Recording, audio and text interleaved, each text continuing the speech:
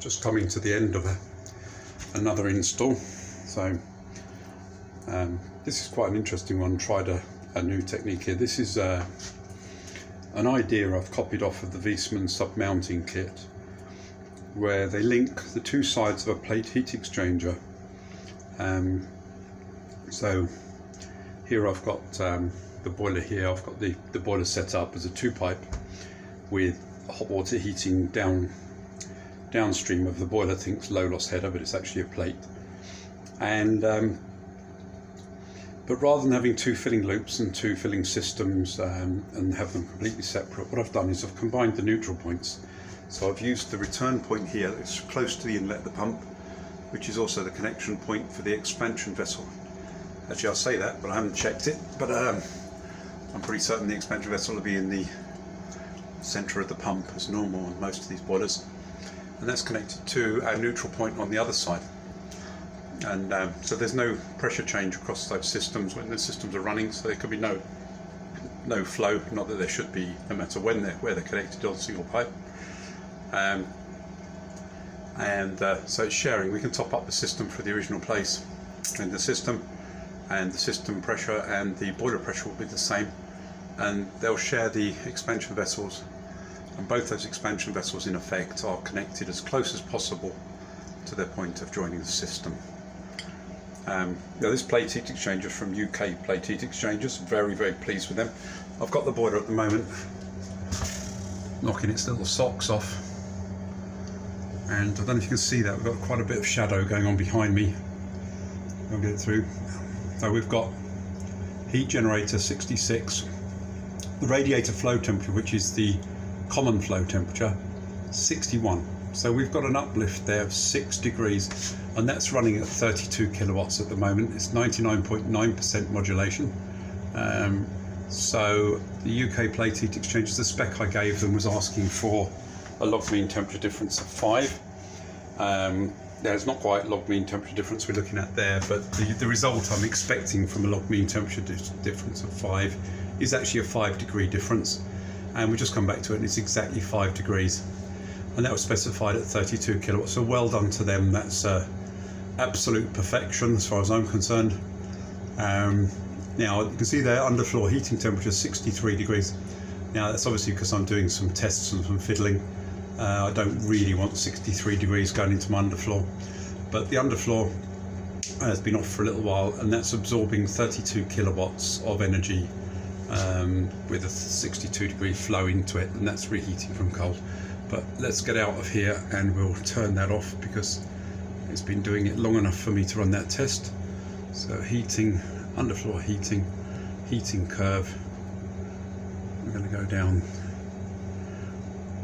Now this is a thatched cottage with oak doors. It's very drafty, so I think the underfloor curve may need to be a little bit high here.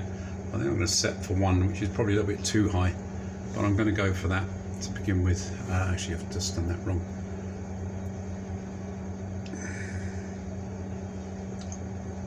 So adjusting the curve, press the button, that's accepted.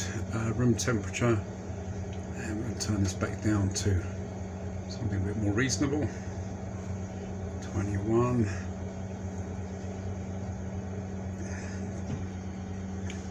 Okay, now we should see some changes. Sorry about the camera work.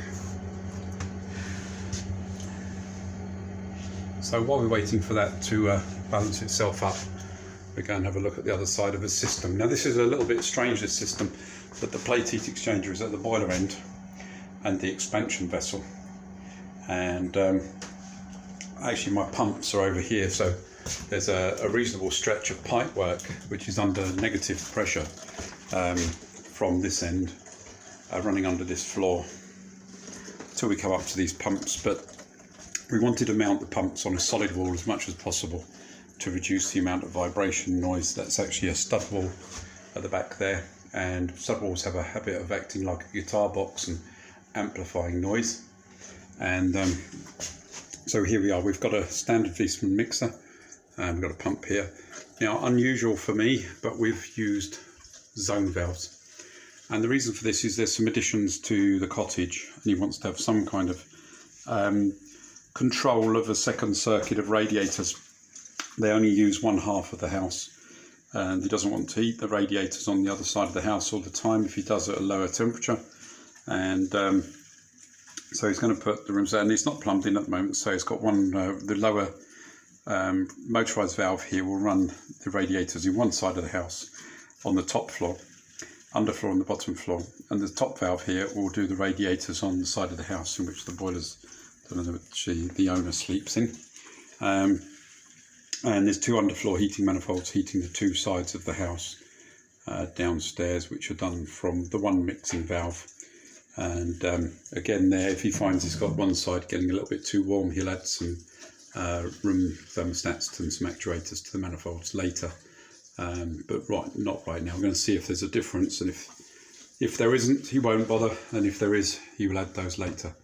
So this is a bit of a legacy job, so we've literally connected into everything that was here. So this really is a bit of a spaghetti junction in here, and but when your pipes are pulled bends and nice and shiny and crimped fittings, it still looks quite nice, even when it's a bit of a jungle of wiring too. But hey ho. So that's what we've got down there. Let's go back and have a look across at our boiler yet again.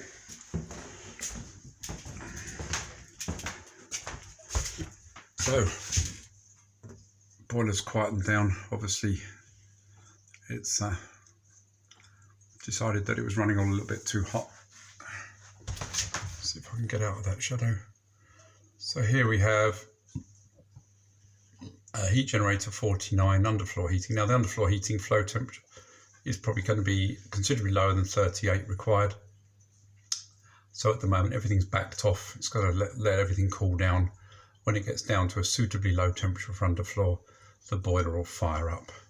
But I don't think that's going to happen in a reasonable time for this video. So that's it. I'll let you know how this little technique comes out, but so far it looks quite good. The filling loop, the original filling loop, we've got to put a new one on. There's a new one in the bag waiting there. Filling loops on this side. Okay, well, I hope that helps.